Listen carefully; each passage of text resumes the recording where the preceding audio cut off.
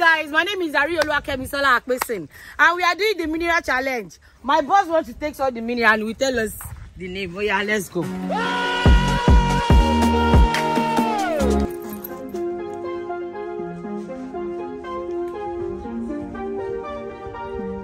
What's that, sir?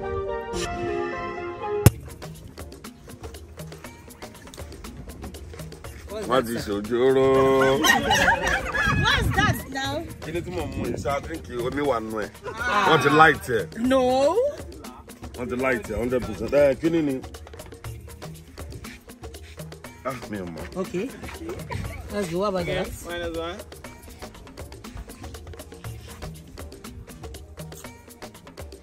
Ojoro one. I said no. Oh, we're going to go to Amber. Oh yeah.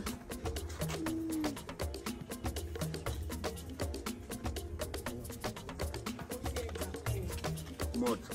What kind of mods like? I know, mud is mud. No. There is different type of mods. Mud is We have two mods. mud. Mud is mud. We have two mods. Mud standing to meet you like Otto Yeah, we Mary. have two mods here. Mud. We have Guinness two mud. mods here. Guinness mud. Mother Guinness. Mother Guinness. Egba.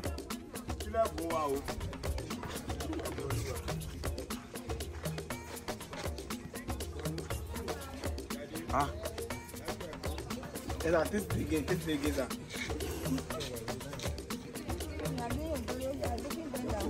This is a drink, you know. Drink to that be limiting, yeah. Also, come on, sir. Drink to that be limiting, yeah. Tea sugar around. Same cup. Iced tea. Okay, sorry, sir. That's Pepsi here. Lily. Yeah, that's Pepsi. Didn't get it. Don't worry. Let me. So what's that, sir?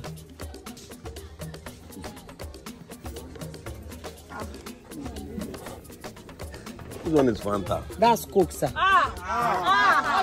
Fanta. Oh, she go We need now. She go on the video. She be married. Black. This is another month. Yeah, you get that. Another month. Mean this. Allah will go to Mojeni. This is Fanta or Mirinda. Mirinda, that's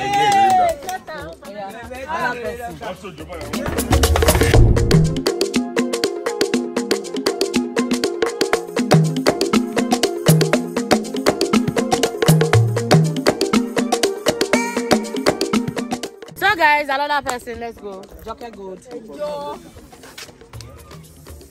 Malt. What type of malt is that? Mother Guinness. You mix it.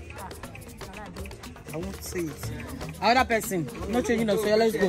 Let's go. Okay guys, this is Oluwaseun, our able director. Let's go. Taste it. Smile.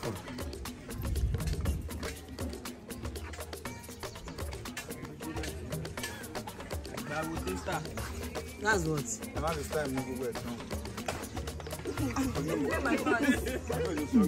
That's what. Pepsi. Mix it. Coke. What's my with? Pepsi, It's Coke, right? Yeah. It's Coke, okay.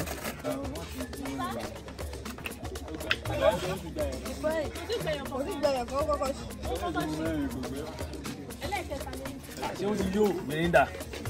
Okay. Wow. That's good.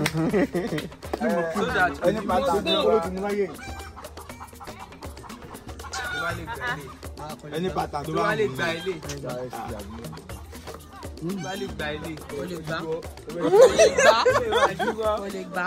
Martini má wájọ. Bá wà. Tó bá lè gba ilé.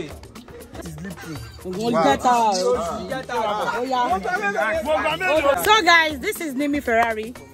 Let's go, guys.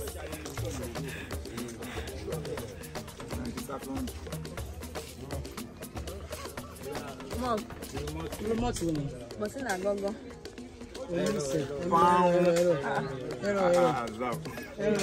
Let's go. So funny.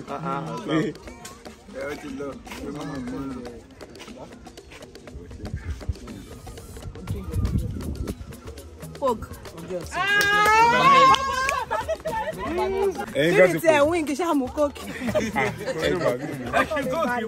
So, game still continue, guys. This is Nife. Let's go.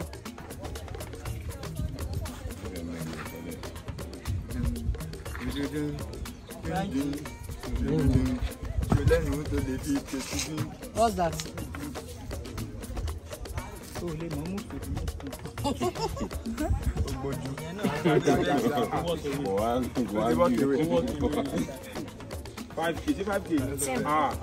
Okay. Pepsi. So,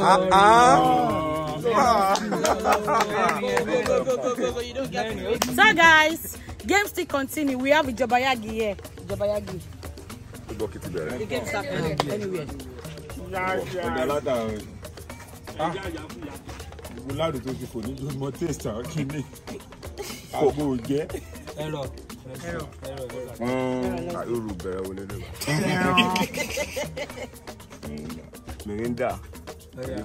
Hello. No more. You red. No. What's that? What? Kini.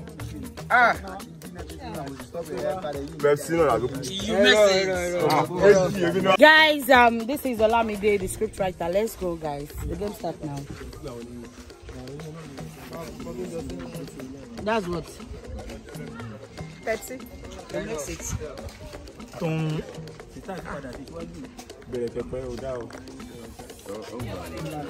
You mix it. So here, beautiful people, the game continue. This is Toby. Let's go. What's that? Okay, you get it. Pepsi. You missed it.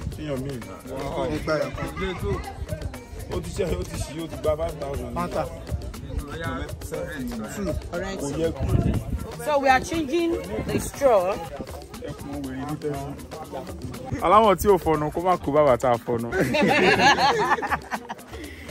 So guys, the game still continue. This is Baba Soldier. Let's go. Okay, guys. This is fight. You miss it. You miss it. You miss it. Boss, hello.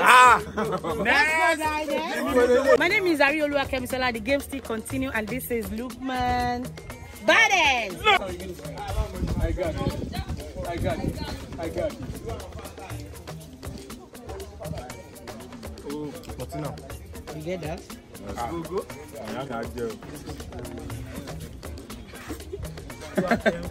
We'll be agi se roju waju. Mo ti se Mirinda. You mix that. Yeah, let's go. Let's go.